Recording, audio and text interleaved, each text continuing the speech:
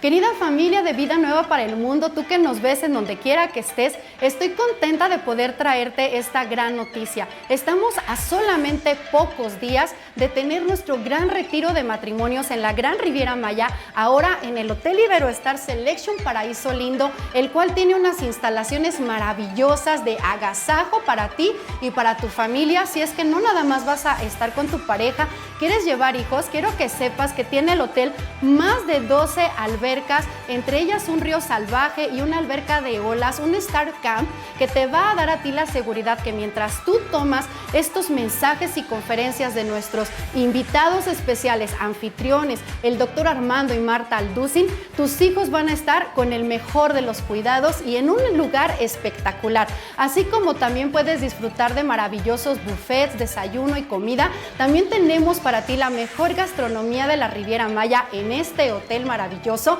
con una comida internacional que tú y tu familia pueden degustar después de cada conferencia en cada noche. Sin embargo, queremos que sepas que ahora el hotel nos acaba de dar las últimas 30 habitaciones. ¿Lo estás escuchando? 30 habitaciones más que solamente tú puedes apartar llamando a estos teléfonos que tenemos ahora en pantallas para que puedas apartar tu lugar y acompañarnos, no perderte de esta espectacular renovación de votos que vamos a tener, en donde puedes renovar no nada más votos con tu pareja, sino tú con tu persona y tú con Dios, para poder crecer y seguir sembrando, invirtiendo, no nada más en el reino, sino ahora también en tu matrimonio, en tu familia, en todas las áreas que Dios tiene para ti. No te lo puedes perder, 30 habitaciones más, no esperes más y llama ya.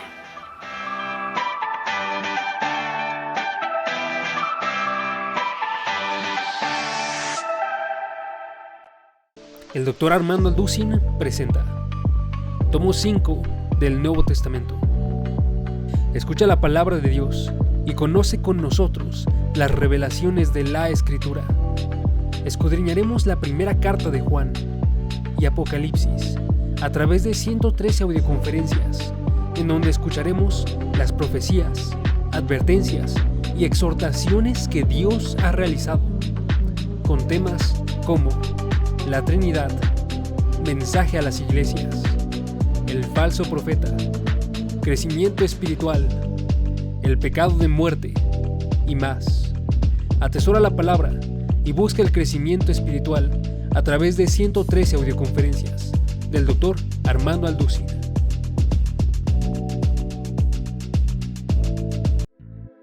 Explora el llamado, promesas y pactos hechos a los hombres de fe que comenzaron el linaje del pueblo escogido. A través de 60 audioconferencias observaremos los hechos más importantes en las vidas de los patriarcas de Israel, presentados por el Dr. Armando Alducin.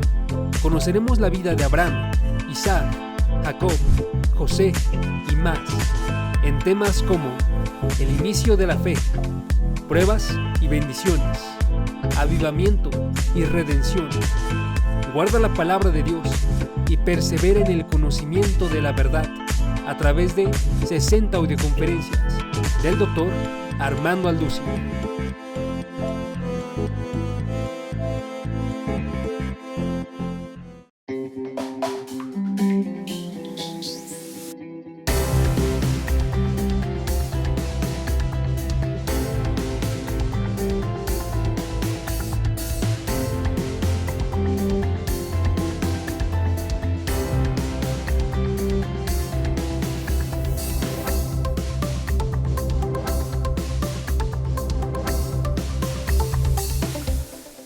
Vamos a dar inicio a una conferencia extraordinaria, un estudio maravilloso, donde vamos a poder descubrir y seguir las huellas del anticristo.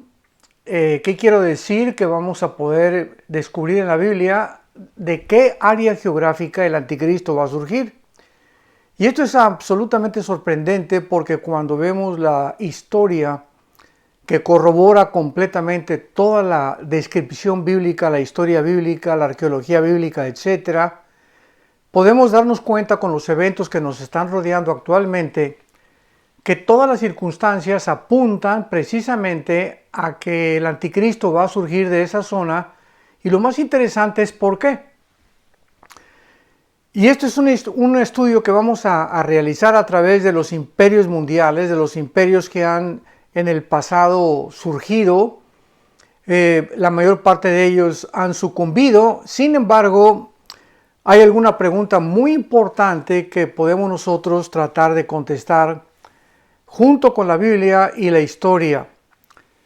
¿Puede un imperio del pasado ser revivido? O sea, si tomamos en cuenta que bíblicamente han habido algunos imperios que forman parte de la narración y de la descripción bíblica del mundo en que vivimos. Y estos son, en primer lugar, el imperio egipcio, en segundo lugar, el imperio asirio, en tercer lugar, el imperio babilonio.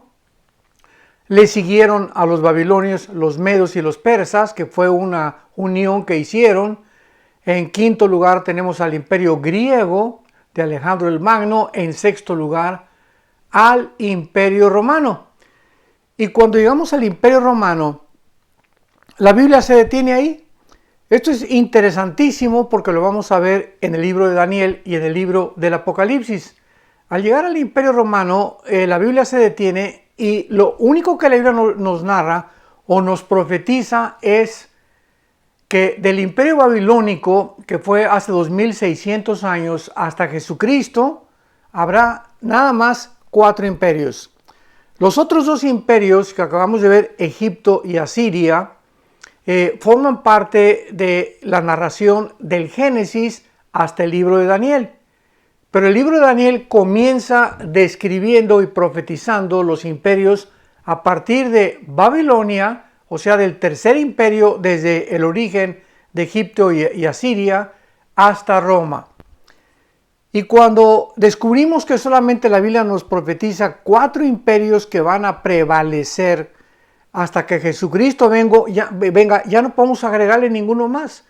Ya no podemos agregar que Rusia o que Inglaterra o que Estados Unidos o que las Naciones Unidas, porque la Biblia no nos lo permite. Esto lo vamos a confirmar y a desarrollar muy despacio y muy claramente a través de este estudio. Si realmente va a resucitar o a resurgir del pasado un imperio, ¿cuál es? ¿Y con qué propósito? En la Biblia tenemos muchas revelaciones que profetizaron el renacimiento de un imperio antiguo que fue sepultado en el Medio Oriente por casi 20 siglos y que resurgirá en los últimos tiempos. Y vemos también de qué forma la Biblia profetizó el resurgimiento de Israel, aunque no estamos hablando de Israel como un imperio, ¿verdad? Desde luego, porque nunca fue un imperio, pero vemos que fue una nación que tuvo su apogeo durante el rey David y el rey Salomón. En el año 70 después de Cristo, el general romano Tito vino, destruyó Jerusalén, no dejó piedra sobre piedra, y desde el año 70 hasta el 14 de mayo de 1948 no había vuelto jamás a regresar Israel a su tierra. Y estas profecías que comenzaron a cumplirse con el regreso de Israel fueron reunidas bíblica y históricamente, vuelvo a repetir, junto con Rusia, Irak, Irán y Siria. Estas naciones comenzaron otra vez a resurgir del pasado porque pues sabemos que el comunismo comenzó en 1917 con la muerte de los zares rusos. Nicolás II fue el último zar ruso, a quienes los comunistas, guiados por Lenin, mataron a toda la familia. En 1917 viene la revolución bolchevique, se levanta el comunismo por primera vez. La ideología o la praxis o filosofía de Carlos Marx en su libro que escribe sobre qué es el comunismo, etcétera, etcétera, tiene la práctica o vuelve a ser llevado a cabo por Nikolai Lenin. Y cuando vemos que en 1918 termina la Segunda Guerra Mundial, un año después de que comience el comunismo en Rusia en 1917, Llegamos hasta 1940, 41, 42, esa década de los 40, donde comienzan a surgir algunas naciones aunadas al resurgimiento de Israel. Esto es muy interesante porque recordamos que los ingleses estaban al control de todo lo que era el Medio Oriente. Los ingleses terminan con el imperio otomán turco que duró 500 años, pero que no abarcó, repito, las áreas geográficas que abarcaron los imperios bíblicos. Entonces los ingleses sacan a los otomanos, toman control del Medio Oriente, viene la Segunda Guerra Mundial, vienen los nazis, viene el exterminio y el genocidio de los judíos y de otros miles de seres humanos de parte de los nazis. La Liga de las Naciones, en aquel tiempo que ahora es las Naciones Unidas, votan de una forma casi unánime para que Israel regrese a su tierra. Y aunado con el resurgimiento de Israel, 2 años después, en 1950, la Unión de Repúblicas Socialistas Soviéticas comienzan a resurgir también y a cobrar una, ahora sí que podríamos decir, ¿verdad?, una preeminencia entre todas las naciones, luchando contra la preeminencia de los Estados Unidos.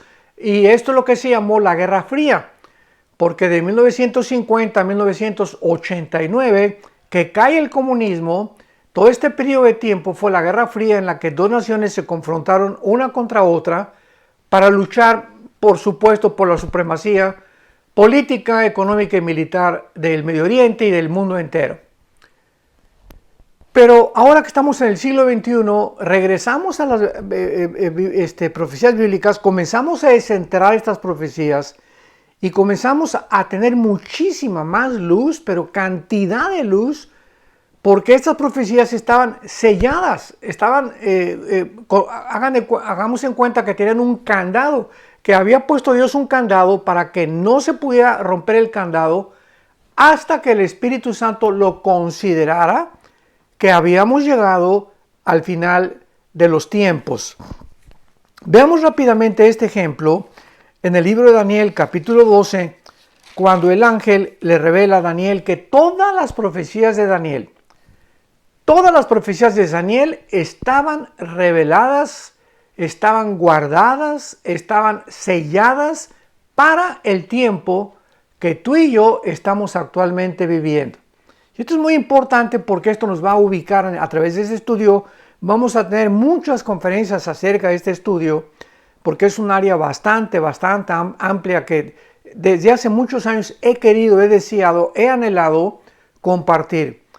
Y creo que ahora llegó el momento de poder hacerlo porque tengo ya pues todo el material junto. Pienso hacer otro libro también acerca de este material. El próximo libro que que se va a editar mío va a ser El Anticristo. El libro El Anticristo es otro material que también recopilé de muchos años. Va a salir ya completamente a la venta a finales del mes de julio. Ahorita nos encontramos el 22 de julio. Y va a salir en 4 idiomas, en francés, en portugués, en inglés y en español. Les recomiendo que lo consigan. Es una recopilación tremenda acerca del estudio bíblico de la persona del anticristo. Y vamos a continuar ahora rastreando las huellas de este futuro dictador mundial que nos va a ubicar, repito, nos va a colocar en un plano en el que podemos estar conscientes de saber exactamente en qué tiempo nos encontramos bíblicamente. En Daniel 12, dice la Biblia en el versículo 4 que el ángel le dijo a Daniel: cierra las palabras y sella el libro hasta el tiempo del fin. Esta palabra tiempo del fin en el hebreo es ken o ketz, que significa tiempos finales. Es con E de Enrique, T de tío y H. Y ketz es con Q, tal como suena, Q, U, E, T y Z, ketz. Ketz. Esta es la frase que se usa en el hebreo para describir muchas veces los tiempos finales. Y cuando le está diciendo el ángel a Daniel, estas palabras ciérralas hasta el tiempo del fin, tenemos que diferenciar entre el tiempo del fin de Israel y el tiempo del fin de la iglesia. El tiempo del fin de Israel terminará en la semana 70 de Daniel en los 7 años de tribulación. Y los rabinos judíos siempre han dicho que para ellos existen solamente dos fases del tiempo. Una, la venida del Mesías que ellos están esperando. Esa es la primera fase que ellos describen que están realmente escudriñando en la Torá. Y la segunda es cuando el reino mesiánico prometido a Abraham, Isaac y Jacob, a Salomón, a David, etcétera, a los profetas de Israel, les fue prometido. Entonces, para los judíos, el tiempo del fin representa el final de la historia de Israel, no el de la iglesia, porque la iglesia sabemos que sale de este mundo durante el arrebatamiento de la iglesia, durante el famoso rapto, y una vez que sale la iglesia, comienzan los 7 años de tribulación o el cumplimiento de la semana 70 de Daniel, Daniel 9, 24 al 27, y estos 7 años se consideran el fin o los últimos tiempos de Israel, porque será cuando Dios termine con ellos. O sea, cuando rechazaron a Cristo los judíos, se interrumpió el trato de Dios con Israel. Y esto no significa que Israel ya está desechado por Dios. Esto lo explica Romanos 9, 10 y 11. El apóstol Pablo lo explica claramente. Ni que tampoco ya la iglesia ocupó el lugar de Israel. No, de ninguna manera. Esto es una barbaridad y esto es lo que se considera como la teología del reemplazo. Que la iglesia ya reemplazó a Israel y que Dios ya no tiene nada con Israel y que ya Israel, ¿verdad? Ahora la iglesia es el Israel de Dios. Esto no es bíblico de ninguna manera ni puede ser sostenido bíblicamente más que con textos torcidos completamente y sacados de su contexto. Israel es una entidad, la iglesia es otra entidad, completamente diferentes. Entonces, Dios comienza con la iglesia, ¿cuándo? Pues en el día de Pentecostés. La iglesia estaba escondida en el Antiguo Testamento. La iglesia no aparecía en el Antiguo Testamento. Los profetas hebreos no sabían lo que era la iglesia. Los apóstoles no sabían lo que era la iglesia hasta el día de Pentecostés.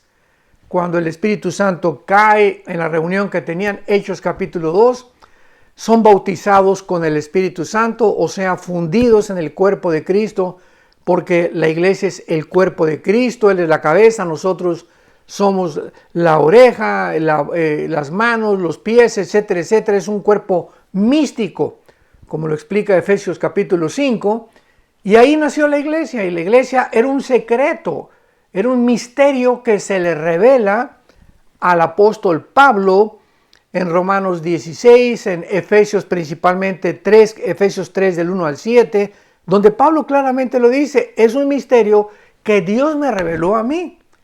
¿Cuál era el misterio? Que tanto los judíos como los gentiles nos íbamos a unir. Con italianos, con ingleses, con mexicanos, guatemaltecos, etcétera, etcétera. Y ahora ya no sería el pueblo de Israel, ahora serían la mezcla de todas las nacionalidades, de todas las tribus, de todas las lenguas que acepten al Mesías como su Salvador. Y esas personas, todos los seres humanos, desde Pentecostés hasta nuestros días, o sea, de hace 2000 años a nuestros días, que aceptáramos a Jesucristo como el Mesías, como el Salvador, como el que en la cruz abrió sus brazos para dar su vida por nosotros, formamos parte de la iglesia. Y ahora nosotros, por tener la semilla de Cristo, Gálatas capítulo 3 lo explica el apóstol Pablo, somos realmente los descendientes de Abraham. Recordemos que cuando Cristo vino, los fariseos se creían descendientes de Abraham y por ello merecedores o privilegiados de las bendiciones de Abraham. Pero Cristo les dijo, ustedes creen que por descender de Abraham física o étnica o genéticamente son ustedes los herederos, pero están equivocados. La promesa de la bendición no viene para los que desciendan de Abraham físicamente. O sea, no todo el que es judío desciende realmente de la promesa de Dios, sino el que desciende de Abraham de una forma espiritual. ¿Qué quiero decir? Que cuando Dios le promete a Abraham que de Abraham vendría el Mesías, y luego de Isaac, y luego de Jacob, y luego de la tribu de Judá, Salomón y David, así viene la genética por toda la Biblia, La semilla era Jesucristo. Entonces, la semilla final era Jesucristo, que lo describe claramente el libro de Gálatas, ¿verdad? Capítulo 3, capítulo 4. Y como nosotros de cualquier nación tenemos a Jesucristo, entonces esa semilla que se le prometió a Abraham, nosotros somos los herederos de la promesa que Dios le dio a Abraham. Y las promesas que le dio a Abraham, somos la iglesia, los beneficiarios de esta promesa. Porque hemos realmente participado de la vida, del cuerpo, de la sangre de Jesucristo, como es la iglesia. Esto es muy importante porque cuando despejamos todas estas dudas podemos comprender un poco mejor las profecías bíblicas. Para entender que Israel es una entidad, la iglesia es otra entidad y que los últimos tiempos de la iglesia comenzaron en Pentecostés y terminan con el rapto de la iglesia. La iglesia es sacada en el arrebatamiento y ahí Dios, ya vamos a estar en el cielo, en el tribunal de Cristo. Romanos 14:10, 1 Corintios capítulo 3 del 10 en adelante, donde seremos juzgados por las obras, no por la salvación. Nuestra salvación ya está segura en la muerte de Cristo en la cruz. Y entonces Dios se vuelve, como lo prometió en Romanos 9, 10 y 11 al apóstol Pablo, Dios se vuelve, regresa a levantar a Israel, a meterlos al horno, que son los 7 años de la tribulación, a la purga, a la purificación que ellos necesitan atravesar para que ellos puedan comprender su oscuridad espiritual en la que se encuentran y que Jesucristo, Yeshua HaMashiach o Yeshua es el Mesías. Al final de la tribulación lo van a comprender. Dice Romanos 1:8, mirarán al que traspasaron y harán lamentación.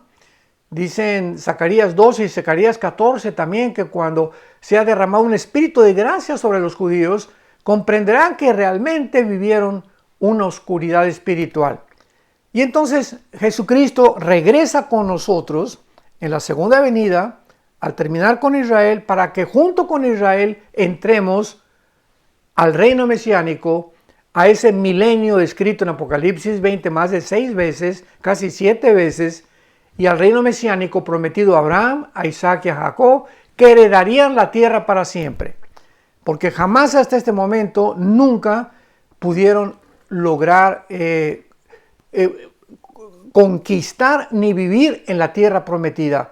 Fueron partes de la tierra prometida. Josué consiguió algunas partes, vino el libro de los jueces, vino la apostasía de Israel, pero no será hasta el milenio cuando ese reino mesiánico físico, terrenal, visible, sea experimentado por los judíos y por nosotros como la iglesia. Entonces, cuando en Daniel 12:4 dice la Biblia, cierra las palabras y séllalas hasta el tiempo del fin, hemos podido comprender hasta este momento que estas profecías están selladas hasta el final de los tiempos, que es el tiempo donde estamos tú y yo viviendo. Ahora, muy bien, hay una conexión romana importantísima para estos tiempos. Porque de acuerdo a la visión que Dios le dio, el sueño que Dios le dio a Nabucodonosor, el rey de Babilonia, hace 2585-86 años, era la visión de una grande estatua, gigantesca, con la cabeza de oro, los brazos y el pecho de plata, el vientre de bronce, las piernas de hierro, y los dedos de los pies de las piernas eran una mezcla de hierro mezclado con barro. Este sueño perturbó profundamente al rey Nabucodonosor y sabemos que la mayor parte de los dictadores, césares, imperios, dictadores del pasado, ¿verdad?, han tratado siempre de buscar a los brujos, a los astrólogos, a los hechiceros, a los médiums para que les puedan revelar el futuro. Y cuando el rey Nabucodonosor ya no encuentra ninguna respuesta ni de astrólogos, ni de brujos, ni de adivinos, ni de magos, le mandan a hablar a Daniel. Todo esto lo estoy resumiendo rápidamente. Muchos de ustedes ya conocen esta historia. Daniel, Dios le revela el sueño a Nabucodonosor. Y Daniel explica a Nabucodonosor que la cabeza de oro de la estatua representa su reino. Todo está en el capítulo 2 de Daniel. Tú eres esa cabeza de oro, le dice Daniel a Nabucodonosor. Y después de ti, veamos que como Daniel, hace 2600 años, describe en la Biblia la continuidad o la sucesión de todos los imperios que la historia nos corrobora, nos confirma que así fue. O sea, cuando venimos a la Biblia no venimos a un libro de anécdotas, ¿verdad? O de mitos o de leyendas, como el libro de Carlos Darwin, El origen de las especies, donde encontramos un idioma, un lenguaje que dice, pues puede que, a lo mejor, chance y, no estoy seguro. Eso no tiene nada de científico. O los libros de Carlos Marx, ¿verdad? Podemos escuchar nada más puras filosofías de ideologías, de gobiernos, que tal vez si derrumbamos la clase de la burguesía, el proletariado puede realmente conquistar el gobierno y repartir el dinero y las clases van a vivir felices y contentas. Todas estas políticas, ideologías, pseudocientífico que encontramos en muchos libros, no es más que eso nada más. Especulaciones, hipótesis, filosofías de hombres como tú y como yo. Pero cuando venimos a la Biblia encontramos la historia detrás respaldando lo que Dios dice. La arqueología, la química, la física, la biología, la fisiología, la cardiología y todas las disciplinas académicas que podamos mencionar. La Biblia es un libro exquisito en literatura, en poesía, en todas, repito, estas disciplinas de artes, de académicas, etcétera, etcétera. Por eso se llama la palabra de Dios, porque es la verdad absoluta, es el único libro que nos da verdades absolutas. Entonces, en esta descripción de Nabucodonosor encontramos que las piernas que representan al Imperio Romano, hasta ahí termina completamente la descripción con los 10 dedos. Y cuando Nabucodonosor, esto es importante, cuando Nabucodonosor estaba viendo la estatua, vio una piedra que venía del cielo y pegaba contra los dedos de la estatua y toda la estatua se desmoronaba. Se derrumbaba toda la estatua, o sea, Babilonia, que es Irak en la Biblia, Irán o los medios persas, que es Irán, Grecia, que sigue siendo Grecia, nunca ha cambiado el nombre, y Roma, que representa las dos piernas y los 10 dedos, mostrándonos el Espíritu Santo que cuando estos 10 gobiernos resurjan, aquí es importante que sigamos con mucho detenimiento y con mucha atención, los 10 dedos de los pies de la estatua de Nabucodonosor representan la última y final etapa del gobierno de los seres humanos. Porque en ese momento la piedra representa a Jesucristo, ahí lo dice Romanos 2, golpea la estatua y cuando golpea la estatua, esos mismos imperios son derribados. Mostrándonos con esto el Espíritu Santo que cuando Cristo regrese, estos mismos imperios van a resurgir del pasado. Van a estar vigentes otra vez y van a ser levantados a través de la historia para formar los 10 dedos de la estatua donde la piedra o Jesucristo golpea y Cristo termina con el imperio final del anticristo que estará formado por los 10 dedos y que representan más adelante en Daniel 7, Daniel 8, Apocalipsis 12, Apocalipsis 17, los 10 cuernos son la representación de los 10 dedos de la estatua de Nabucodonosor, porque los cuernos también en la Biblia representan reyes y reinos. Entonces, el gobierno final del anticristo estará formado por 10 naciones. Se van a unir 10 naciones, un G10. Y cuando oigamos, hasta que oigamos, que 10 naciones, 5 del Medio Oriente y 5 de Europa. ¿Por qué 5 del Medio Oriente y por qué 5 de Europa? Porque las dos piernas de la estatua representan la división del Imperio Romano en Constantinopla y en Alejandría, en el Oriente y en el Occidente. Dándonos a entender con esto el Espíritu Santo que el antiguo Imperio Romano abarcó el Oriente y el Occidente tal como la historia nos lo corrobora. Entonces, como 5 naciones de un dedo representan al oriente y los otros 5 dedos de la pierna izquierda representan al occidente, el gobierno del anticristo, esto no hay para ningún lugar donde hacernos. Es tan clara la Biblia. No tenemos que estar especulando que Rusia y que porque el dragón representa a China y que porque Estados Unidos o que las Naciones Unidas. Se han dicho tantas barbaridades acerca de esto, porque no dejamos que la misma Biblia se explique por sí misma. Esto es clarísimo. Estos 10 dedos representan la última forma de gobierno mundial y forzosamente tienen que descender, tienen que salir de las naciones que formaron las dos piernas, o sea, el gobierno romano. Y este es el donde vamos a introducirnos y donde vamos a detallar profundamente en estas conferencias. De ahí tienen que salir de las naciones que formaron el imperio, no solamente de la Unión Europea, porque la Unión Europea fue el inicio en 1957 de la formación del Imperio Romano. Ahí comenzaron a varios franceses y alemanes a tener la idea brillante de unir a Europa bajo un gobierno, bajo una moneda que se formó la Unión Europea, y entonces en el 57 se firmó el Tratado de Roma, y esto fue el inicio apenas del futuro imperio que la Biblia profetizó. Porque el Imperio Romano no solamente se basó en Europa, el Imperio Romano abarcó norte de África y naciones del Medio Oriente. Entonces vamos a ver que las naciones del Medio Oriente que van a formar parte con naciones de Europa se van a formar.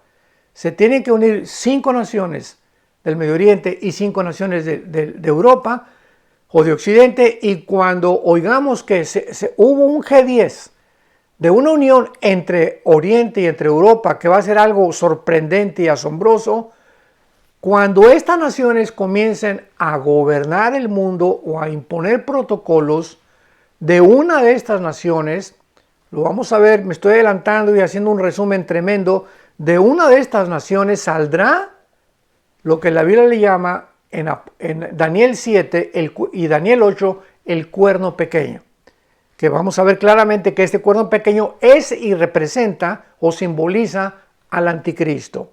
Entonces el anticristo sale de una de estas 10 naciones que formaron 5 el oriente y 5 el occidente, y vamos a comprobar, porque esto es lo emocionante de este estudio, que de las 5 naciones del Medio Oriente y las 5 naciones de Europa, el anticristo surge de una de ellas y va a surgir de las naciones del Medio Oriente. Y vamos a ver exactamente de qué nación del Medio Oriente va a surgir el anticristo. Esto es clarísimo también en las Escrituras. Entonces, a través de todo esto que hemos visto hasta este momento, podernos darnos cuenta, ¿verdad?, que pues la historia fue profetizada de una forma que solo Dios lo pudo hacer. Después de que el rey Nabucodonosor tiene este sueño y después de que comienza Daniel a interpretar los sueños de Nabucodonosor, ya entramos claramente al capítulo 7 de Daniel, donde aparecen 4 bestias, que aparece un león, un oso. El león es Babilonia, el oso representa a los medios persas y el leopardo que representa a Grecia. Y vamos a ver algunos detalles muy importantes, porque en Daniel 7, repito, y esto es importantísimo, todo esto para nuestro estudio, para poner todas las piezas del rompecabezas juntas. Daniel 7 describe los mismos 4 imperios del estatua de Nabucodonosor. Daniel 7 describe a Babilonia, a los medos persas, a Grecia y a Roma, pero ahora ya no con la forma de la estatua, sino con la forma de bestias. Ahora Dios, desde otra perspectiva, nos está mostrando, ¿verdad?, que realmente detrás de estos imperios, por lo cual se les llama bestias, una bestia es diferente de un animal. Nosotros le decimos a un borreguito, le decimos a un caballo, a un perro, ¿verdad?, animalitos domésticos, pero bestias depredadoras, sanguinarias, crueles, ¿verdad?, son como las hienas, los tigres, el leopardo, los leones, etcétera, etcétera, como en el mar o en los océanos, los tiburones u otros peces, ¿verdad?, que andan por ahí en forma de depredadores, el más grande comiéndose al más chico. Esta es la razón por la cual en el capítulo 7 ya se describen estos mismos imperios como bestias y lo vamos a corroborar. Estas mismas bestias, ¿verdad? Dice el versículo 2, estamos en Daniel capítulo 7, abran sus Biblias por favor, versículo 2. Daniel dijo, miraba yo en mi visión de noche, todo esto fue dado por visiones a Daniel. He aquí que 4 vientos del cielo combatían en el gran mar. Es interesante que la palabra vientos aquí en el libro de Daniel, en el original hebreo es la palabra ruach, que se escribe ruach, que es la palabra para espíritus. Entonces podríamos traducirlos, yo Daniel vi que 4 espíritus del cielo combatían en el gran mar. Una confrontación espiritual vio Daniel en el gran mar. ¿Y a qué mar se refiere Daniel? Al mar Mediterráneo. Y 4 bestias grandes, diferentes una de las otras, subían del mar. Y son exactamente las bestias que 600 años después, sígueme con cuidado, son las mismas bestias, las 4 que surgen del mar, que 600 años después vio el apóstol Juan, cuando escribió el Apocalipsis, en el capítulo 13. Vi surgir del mar una bestia, ¿verdad?, con las formas exactas del león, del oso y del leopardo que Daniel está escribiendo. Entonces vemos que las visiones que tiene Daniel cubren una cierta parte de la profecía, pero si no tuviéramos el Apocalipsis, no podríamos armar bien el rompecabezas porque nos faltaría la información de Daniel. Entonces Daniel forzosamente es complementado con el Apocalipsis y el Apocalipsis no se puede enseñar ni entender sin entender las visiones de Daniel, porque son 2 libros completamente iguales, donde se mezclan las 2 y donde el Apocalipsis y las visiones de Juan nos dan un detalle mucho más grande. Es como un cuadro que Daniel pinta y se quedó a la mitad, como un pintor. Y viene Juan y Dios le da la pintura y le da todos los materiales para que termine de pintar el cuadro. Entonces el Apocalipsis termina el cuadro que comenzó Daniel para que podamos tener el cuadro ya completo, juntando las 2 profecías, tanto las de Daniel como también las del apóstol Juan del Apocalipsis. Y esta es la forma de interpretar la Biblia, uniendo precepto sobre precepto, línea sobre línea, juntando Zacarías con Ezequiel, con Daniel, con Joel, con el Apocalipsis, para no comenzar a tratar de, pues yo pienso, o hay también muchos personajes que dicen, pues le pedí al Espíritu Santo una revelación especial para que me dijera qué significan los cuernos o qué significa esto y aquello. Y esto es inútil, ¿verdad? Porque ninguno de nosotros somos especiales. Dios no hace acepción de personas con ninguno de nosotros. Dios no tiene consentidos. Entonces lo que Dios nos revela ya está revelado en la Biblia.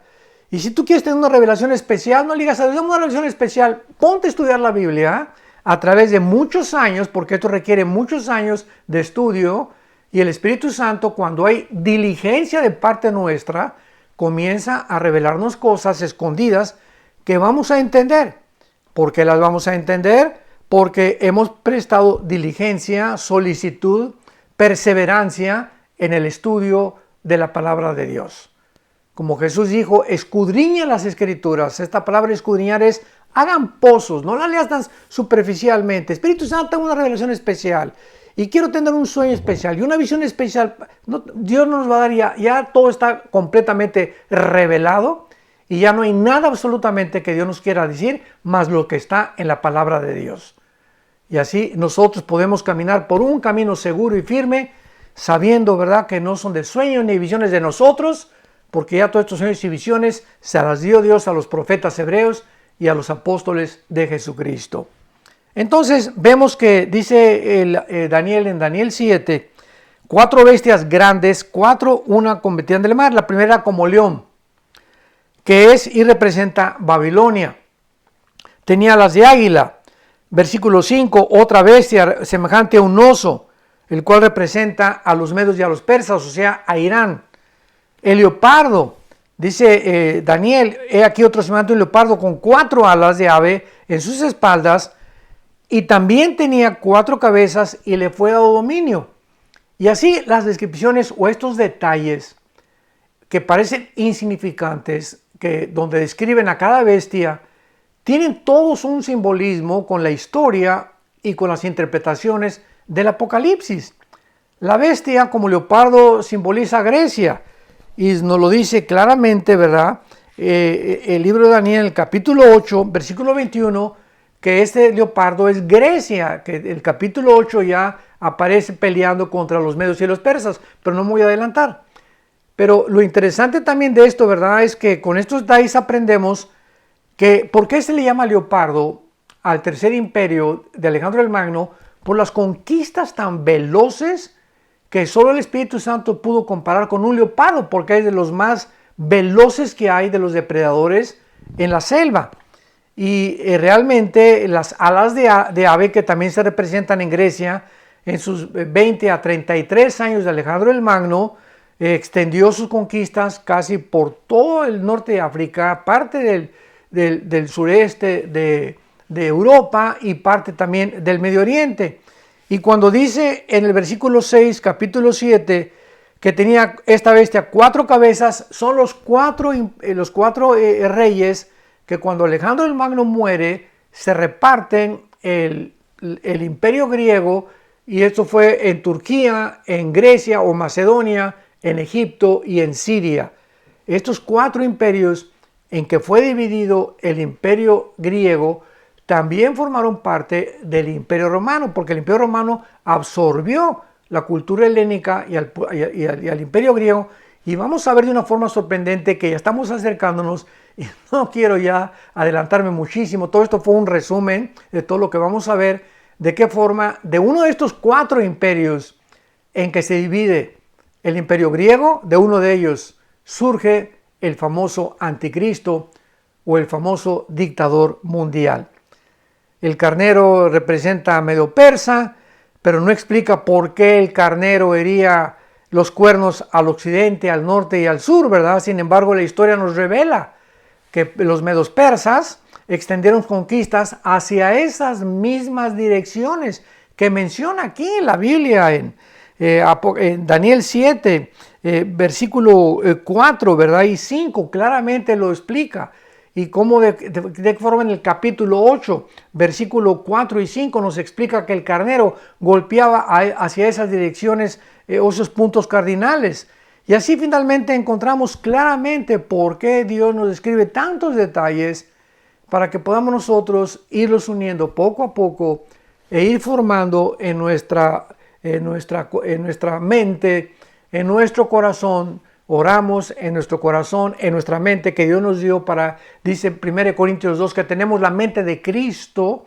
¿Qué significa esto? Que podemos nosotros, a través del Espíritu Santo que está entre nosotros, Él nos abre, Él es el que nos abre el entendimiento cuando estudiamos diligentemente, cuando perseveramos en la palabra de Dios, cuando vivimos de rodillas y cuando anhelamos ser apasionados por la verdad.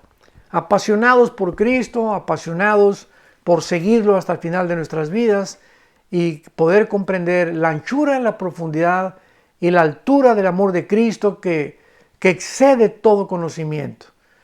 Y como dice en Romanos 11 el apóstol Pablo, oh profundidad de las riquezas, de la sabiduría y del conocimiento de Dios. Qué inescrutables son tus caminos y qué profundos son las riquezas de tus pensamientos.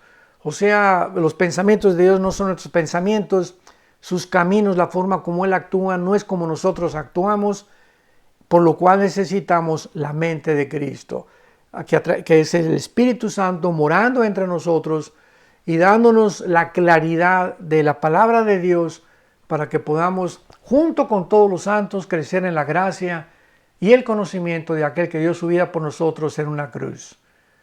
Mi oración es que tú puedas, a través de todos estos estudios, enriquecer tu conocimiento escatológico, profético, de la palabra de Dios, y que puedas entender las maravillas de la Biblia, para que puedas comprender por qué se le llama la palabra de Dios y por qué la profundidad.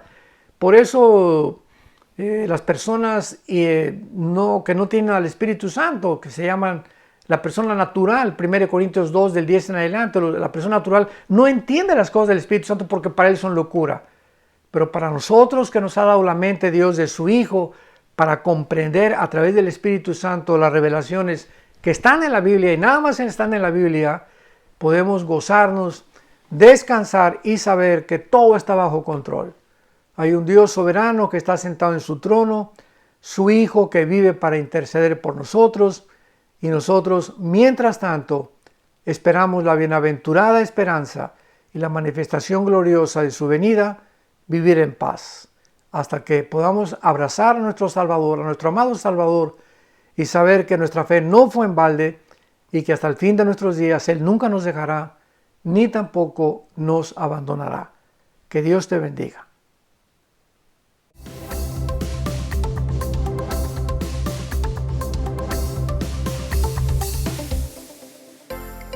Vida Nueva para el Mundo se sostiene y propaga el mensaje de salvación de Jesucristo gracias a Dios y a tus donativos. Llevemos juntos el Evangelio de Jesucristo al mundo entero. Realizamos eventos, seminarios, congresos y diferentes programas para dar a conocer el mensaje de salvación y el poder de nuestro Señor, transformando y edificando vidas de mujeres, hombres, niños alrededor del mundo. ¿Qué pasa cuando decides hacer tu donativo? Aunque no puedas llevar la palabra personalmente a todo el mundo, de esta forma lo estás haciendo. Con tus donativos o aportaciones, estás sembrando y formando parte de lo que Dios está haciendo en su obra.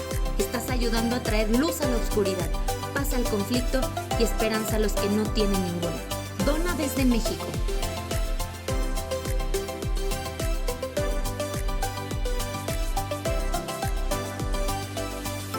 Dona desde Estados Unidos.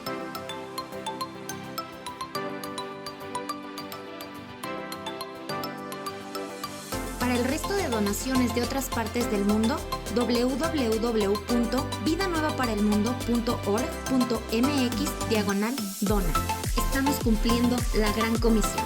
Por tanto, vayan y hagan discípulos a todas las naciones, bautizándolos en el nombre del Padre, del Hijo y del Espíritu Santo, enseñándoles que guarden todas las cosas que les he mandado.